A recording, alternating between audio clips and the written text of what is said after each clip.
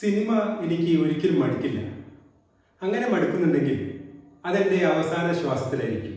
ഖാലിദ് അൽ അമേരി എന്ന ദുബായിലെ ഒരു യൂട്യൂബറുമായി നടന്ന ഇന്റർവ്യൂവിൽ നമ്മുടെ പ്രിയപ്പെട്ട മമ്മൂട്ടി പറഞ്ഞ വാക്കുകളാണിത്. തുടർന്ന് അദ്ദേഹം പറഞ്ഞു, cinema is not the part of my life, but it's my life. ഞാൻ പി സി ശശികുമാർ. എല്ലാവർക്കും എൻ്റെ സിനിമാ കമ്പൻ ചാനലിലേക്ക് സ്വാഗതം. പൊതുവെ ഇന്റർവ്യൂകളോടൊന്നും തന്നെ മമ്മൂട്ടി അത്ര സുഖകരമായല്ല പ്രതികരിക്കാറുള്ളത്. പ്രത്യേകിച്ചും ഇന്റർവ്യൂവിലൊക്കെ വരുന്ന ചോദ്യങ്ങളോട് മമ്മൂട്ടി തഗ് മറുപടികളെക്കാൾ പലപ്പോഴും നൽകാറുള്ളത്. അതിന് കാരണം ചോദിക്കുന്ന ചോദ്യങ്ങളൊക്കെ ആ രീതിയിലുള്ളതായിരിക്കും. പലപ്പോഴും അവർ ചോദിക്കുന്ന ചോദ്യങ്ങൾ, അങ്ങയുടെ സൗന്ദര്യത്തിൻ്റെ രഹസ്യം എന്താണ്, ഈ പ്രായത്തിലും ഇത്ര ആരോഗ്യം എങ്ങനെയാണ് കാത്തു സൂക്ഷിക്കുന്നത്, അങ്ങയുടെ പ്രിയപ്പെട്ട ഭക്ഷണം എന്താണ്, ഡയറ്റിനെ പറ്റി പറയുന്നത് തുടങ്ങി അങ്ങനെയുള്ള സില്ലിയായ കാര്യങ്ങളാണ് ആ മഹാനായ മമ്മൂട്ടി എന്ന കലാകാരനോട് പലപ്പോഴും നമ്മുടെ ഇന്റർവ്യൂവിലൊക്കെ പലരും ചോദിക്കുന്നതായി കാണുന്നത്. മാത്രമല്ല ആ വലിയൊരു ലെഗസിയെ തിരിച്ചറിഞ്ഞുകൊണ്ടുള്ള ചോദ്യങ്ങൾ ചോദിക്കാൻ പലപ്പോഴും അങ്ങനെയുള്ള ഇന്റർവ്യൂവിലൊന്നും കഴിയാറില്ല. എന്നാൽ ഇക്കഴിഞ്ഞ ദിവസം ഖാലിദ് അൽ അമേരി എന്ന വളരെ പ്രശസ്തനായ ദുബായിലുള്ള യൂട്യൂബർ മമ്മൂട്ടിയുമായി നടത്തിയ ആ ഇന്റർവ്യൂ വളരെ ജനുവിനും ഹൃദയസ്പർശിയുമായിരുന്നു. നമ്മുടെയൊക്കെ മനസ്സിൽ സ്പർശിക്കുന്ന രീതിയിലായിരുന്നു ആ ഇന്റർവ്യൂവിലെ ചോദ്യങ്ങളും അതുപോലെ അതിനോടൊക്കെയുള്ള മമ്മൂട്ടിയുടെ ഉത്തരങ്ങളും. ആ ഇന്റർവ്യൂ തുടങ്ങുമ്പോൾ തന്നെ മമ്മൂട്ടിയോട് ഖാലിദ് അൽ അമേരി തനിക്ക് മമ്മൂട്ടിയെ ഇന്റർവ്യൂ ചെയ്യുമ്പോഴുള്ള ടെൻഷനെ പറ്റി സൂചിപ്പിച്ചു. എന്നാൽ മമ്മൂട്ടിയുടെ മറുപടി വളരെ രസകരവും ചിന്തിപ്പിക്കുന്നതുമായിരുന്നു. അദ്ദേഹം ചോദിച്ചു, നിങ്ങൾ എന്തിന് ടെൻഷൻ അടിക്കണം? നമ്മൾ രണ്ടുപേരും സാധാരണ മനുഷ്യർ. നിങ്ങളെ മുന്നിലിരിക്കുന്നത് നിങ്ങളെപ്പോലെ തന്നെയുള്ള ഒരു സാധാരണ മനുഷ്യനാണ്. നിങ്ങളെപ്പോലെ ഭക്ഷണം കഴിക്കുന്ന, നിങ്ങളെപ്പോലെ സംസാരിക്കുന്ന, നിങ്ങളെപ്പോലെ ഉറങ്ങുന്ന ഒരു സാധാരണ മനുഷ്യനാണ് ഞാൻ. അതുകൊണ്ട് ടെൻഷൻ്റെ ഒന്നും ആവശ്യമില്ല, ധൈര്യപൂർവ്വം ചോദ്യങ്ങൾ ചോദിച്ചുകൊള്ളൂ. ഞാൻ അതിന് എനിക്ക് അറിയാവുന്ന രീതിയിലെല്ലാം മറുപടി പറയാം എന്ന് പറഞ്ഞുകൊണ്ട് ആ ഇന്റർവ്യൂവറെ ആദ്യം തന്നെ കംഫർട്ടബിൾ ആക്കി നിർത്താനാണ് മമ്മൂട്ടി ശ്രമിച്ചത്. പിന്നീട് ഖാലിദ് അമേരിയുടെ ചോദ്യം ഇതിനോട് ചേർന്നുകൊണ്ടുള്ളതായിരുന്നു. അദ്ദേഹം മമ്മൂട്ടിയോട് ചോദിച്ചു, താങ്കൾക്ക് ഏതെങ്കിലും സിനിമയിൽ അഭിനയിക്കുമ്പോൾ ടെൻഷൻ ഉണ്ടായിട്ടുണ്ടോ എന്ന്.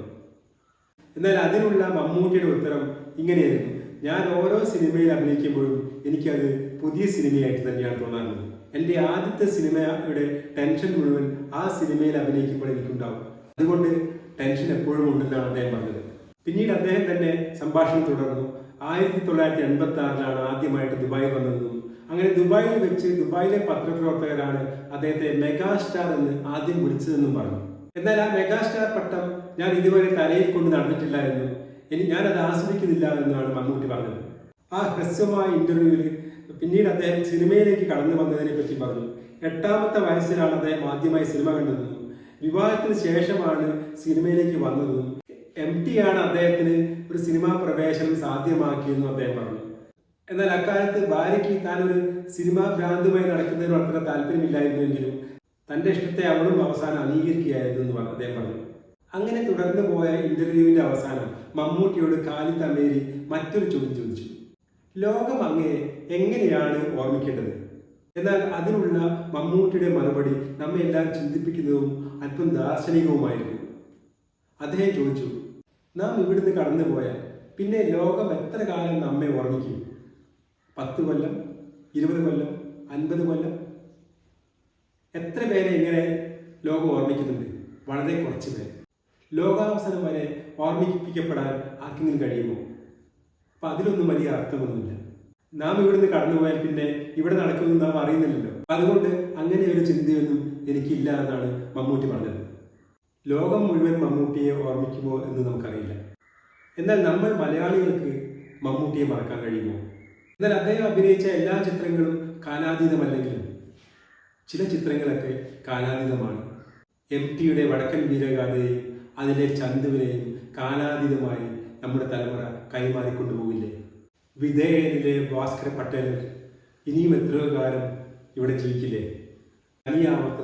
തനിയാവർത്തനത്തിലെ ബാലൻ ഭാഷയും മലയാളിക്ക് അത്ര പെട്ടെന്ന് കണ്ടു മറന്ന് പോകാൻ കഴിയുമോ?